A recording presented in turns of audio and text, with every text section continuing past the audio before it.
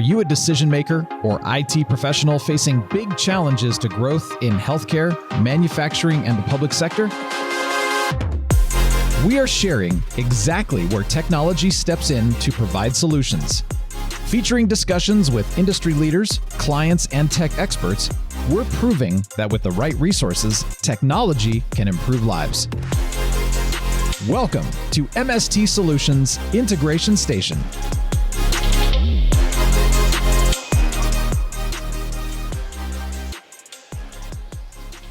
Good afternoon, and everyone, welcome to another episode of Integration Station. Today, joining me, we have Dean Kern, who is our Director of Architecture here at MST Solutions. Dean, thank you so much for joining me. Nice to be here, and thank you. Yeah, and I'm really glad you're here because I myself have some questions about architecture and its role in digital transformation. I know it to be really very, very vital, but I don't know a lot about the bones of how it works, what it accomplishes, and really what kind of real value that it brings to a digital transformation project. Can you kind of get us started just by framing that out a little for me? Yeah, no, I think that's a valid question, and I don't think you're alone in that question. A lot of even senior leaders struggle with the value proposition of architecture.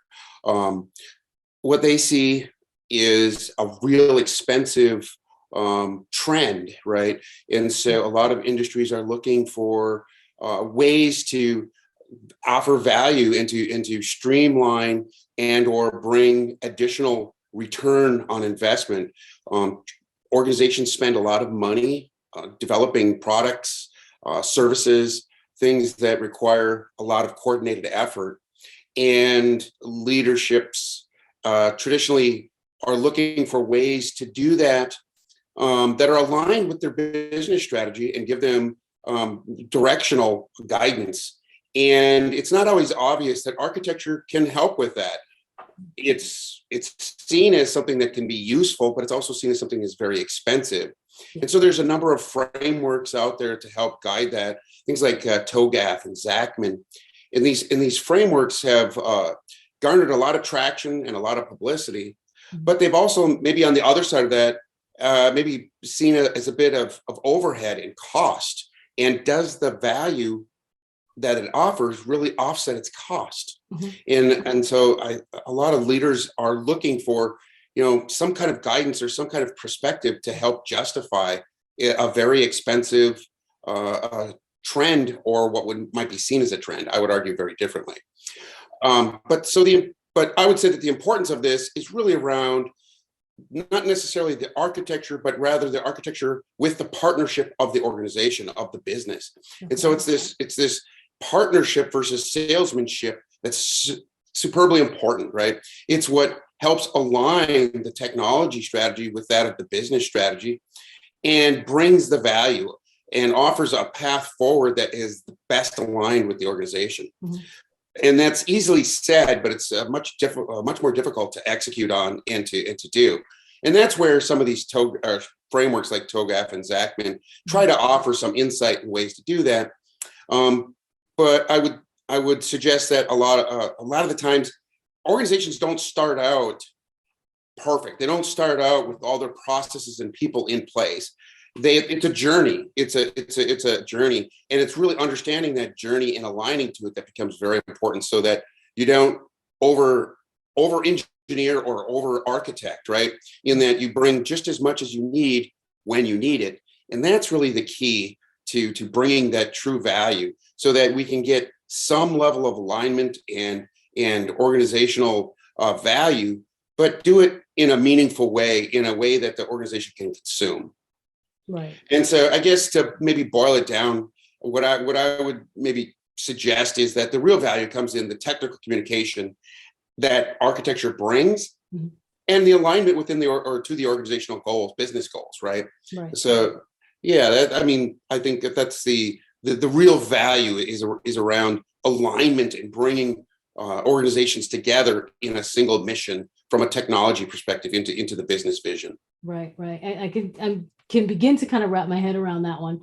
And I understand what you were saying about processes and how they can be very different and they come together in a very organic way. Let's say when you think of most startups, unless they're one of those who manage to get millions or even $1 billion in angel funding, most of those startups, they use what they can afford, and their systems, their tech stacks come together really in a very ad hoc way. So I can definitely see how partnering with someone like MST Solutions, who has an architecture practice built into our whole process, kind of would help a company like that really look at what their system is. And if it's really optimized for them, which leads me to my next kind of question, which is, when's the right time to bring an architect into a digital transformation process? Is it too late for those startups that are now 5-10 years down the road and they've got just really an ad hoc built system of very disparate, mostly third-party applications? Yeah. No, I think that's a question that is often asked. And, there's, some aspect to what you're saying about, hey, the train has left the station is the value there. And of course, it's always best to bring architecture in as soon as possible. And there's maybe two facets to that. There's overall when to bring the practice of architecture into an organization. And that I would maybe say as early or as early in the process as you can. And the reason I would suggest such a thing is it offers mechanisms or frameworks and focus, right? So you have people's jobs who it's their job to focus on alignment and really taking business goals and objectives and strategy, right? Looking forward into the future and bringing that into some like a cohesive or a picture, a journey for technical folks, developers, managers, process leaders to really latch onto and help guide them into the future. And it's really, if you could maybe think about a journey, there's typically a number of different paths to take, right? Some are longer than others. And so if, the idea for ROI is to really try and take that shortest path as possible, and try and reduce costs and stop the, misguided branches, if you will. And of course, there's no such thing as perfection. You'll never get it right, every time, all the time. Yeah. But the idea is to reduce and to encourage reuse and to really help guide the organization and align from an IT perspective to their business goals and objectives. Right. And so the other piece of this is just from a process perspective on a day-to-day basis, when you're taking on new projects, there's, hey, when should we be a part of that process as well? And there too, in from project to project, when should you be introduced, or when should architects become informed about these? And here too is, as early as possible. And the reason you want to bring at least some level of visibility there for that is to help see opportunities for reuse, or to really ensure that from an IT perspective, that your capabilities and what you can offer as an organization are aligned, or to be honest, even offer or see new opportunities for innovation, and to see that early on to help reduce churn and to really streamline the process. Right. And it really helps or minimize what I like to call myopathy, right? People tend to get in their lane and see things narrowly because they have pressure to perform and to bring projects in a timely manner. Yeah. And in doing so, don't always see the peripheral, right? Mm-hmm. They don't see some of the bigger picture. And that's really where architecture helps with that, is to take the time and the due diligence to take a step back and look at the bigger picture and look at the overarching goals of an organization, right, and then start to narrow and align, which really helps to guide the process and inform the process. Right. So yes, eliminating, I think the idea of bringing an architect in early eliminates waste and really what I would call maybe technical debt, right, cost. Got it. Right. And so really it can help really in many ways. And it's leading me to wonder if the idea of architecture, solution architecture, can stretch beyond IT to answer other kinds of business challenges. It sounds a little bit like solution architecture is almost, there's a process to it, there's a format to it, a framework, but it also sounds a little bit like a mindset. It really is. And I'm glad you bring that up. Mhm. It is absolutely a mindset. There's strategies and frameworks in place for sure. They have been established. They're well known. Right. A lot of time and energy have put into those frameworks. And so I don't want to reduce or the value that they offer. Mm. But just as important as those frameworks are, it is important to have the right culture and or mindset to go with that. And so one of the key challenges that face architects in general, and I say architects, what I really mean is architecture, the practice in an organization, is the culture. To take a step back and partner with the organization as a whole. And that's really where you get the value, is when architects are not just a part of the process and seen as overhead and or additional cost, but rather are seen as value add, because the process of architecture is bringing reusable components and strategies, things that speed the path and help the development teams and help leadership understand what they have, what their capabilities are, and maybe even see potential opportunities or innovation opportunities, because the business is, their day job is understanding their business and opportunities from a business perspective. They don't always see the opportunities from a technical perspective. And this is where architects and architecture as a practice really can help that, where trends within the organization, within their maybe market or sector, can be understood and applied potentially and seen. And this is where I think the business challenges and the in a measurable way that value can be added to the business by taking the time and embracing the discipline of architecture and bringing that to bear, if that makes sense. Yeah, it does. Yeah, definitely. It sounds, it sounds like it ties a little bit back to what you were saying about collaboration and in some ways really analysis and looking at things in a very organic kind of a way. Let's look at the entire organization as a whole. How all of the different gears and cogs are fitting together and what can be optimized there, even something that perhaps you didn't anticipate because you were just looking at it, say from that narrowed perspective. Well, let's widen the lens and spot opportunities that could, even if they make small changes, they sure add up. Yeah, for sure. And in fact, I think to address some of those, there's strategies around that. So typically you can create these centers of excellence as an example. And these centers of excellence offer focus in specific areas that are strategic to your organization. And so if depending on what you do as an organization, you may want or need excellence or expertise in certain areas. And so it can be really helpful to create these what I would call centers of excellence and to create focus around specific areas and even offer areas of different disciplines, even within the architecture space, of things like data architecture or security architecture. These can be brought to bear in specific areas to really help bolster specific areas that you as an organization require or need to focus on. Yeah. I love that. So with all of that in mind and everything we've just discussed, what do you see as architecture's role in the digital transformation, and what, maybe give us an example of that, like a real world, how does that work? Yeah, in a sentence, I would say it's really about service to your client. It's about, and client can mean, maybe a couple different things, right? So it's really that close partnership. It's understanding that there is no value in architecture alone. There's value in architecture as it's partnered with the business. And that is really important to understand because it's a moving target. The business is very often changing and adapting to marketplaces. I might offer an example as we've just experienced as COVID-19. So COVID-19 caught us by surprise.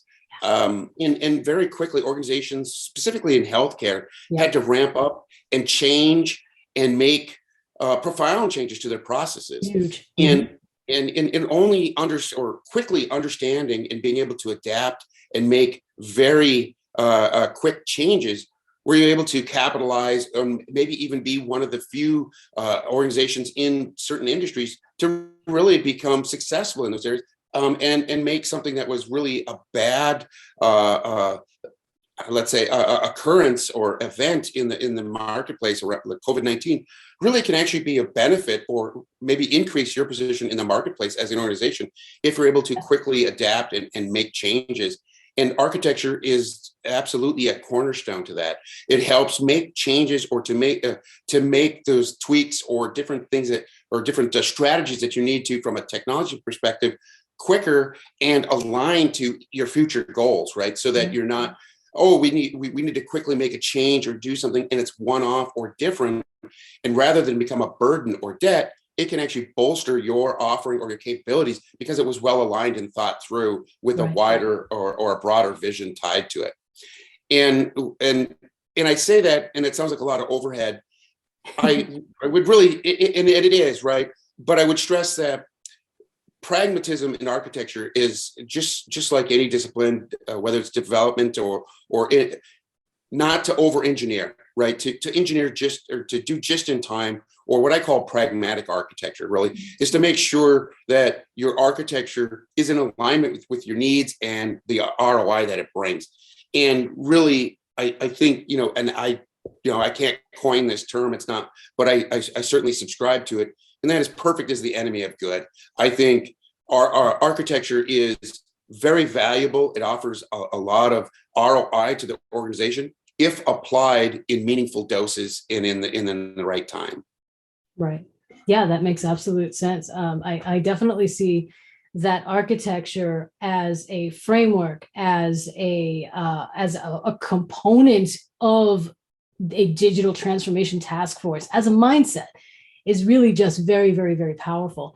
And I think it really could contribute to a growth mindset company, because I can see how solution architecture really gets your brain thinking in a way that looks at the entire organization, creates alignment, spots opportunities. But as you mentioned with pragmatism, it seems like another important aspect is to just tie it very firmly to those business outcomes that you're looking for today and down the road. And that keeps you from getting too pie in the sky. Absolutely. No, that's a really a great point, right? Is to try to make, or as often as you can, I would argue all the time. It's not always easy with architecture, but to tie it to the business or the features and functions that you're trying to bring to bear, to really tie it to measure it, right? Everything that you do should be somewhat measurable and tied to those, so that you understand the value or understand the lack of value that it's bringing, and you can make adjustments accordingly. So great point. Yeah, most definitely. And the phrase "in service to the client," I think it's really probably one of the most defining things that you've mentioned throughout this conversation, just this idea. And it's not, as you mentioned, clients, we could be talking about your customer, but also external and internal clients, as they're known. These days, they call them stakeholders.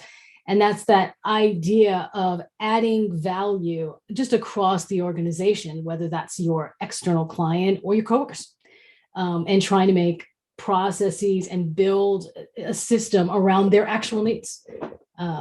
So I think there's a lot of power there, and that really is that defining phrases. And certainly one of our core values as a company is really putting ourselves in service to the client, and architecture is a big, big part of that. So I think I want to thank you for coming on and really helping me see what all of this is, and helping everyone who's listening to understand the role of solution architecture, when to introduce it, which is pretty much as early as possible, but wherever you are, and just how powerful it can be just across the entire organization, even beyond just from an IT perspective, where it's mostly people, I think, tend to think of solution architecture as an IT thing, and it spreads beyond that, I think, in many ways. So yeah, any party thoughts before we let everyone go about solution architecture and really its vitality to digital transformation? Yeah, if I had to, my parting thoughts here are really twofold, right? Right around, to me, architecture starts and stops with communication, and partnership. And both of those here at MST, we really focus and strive to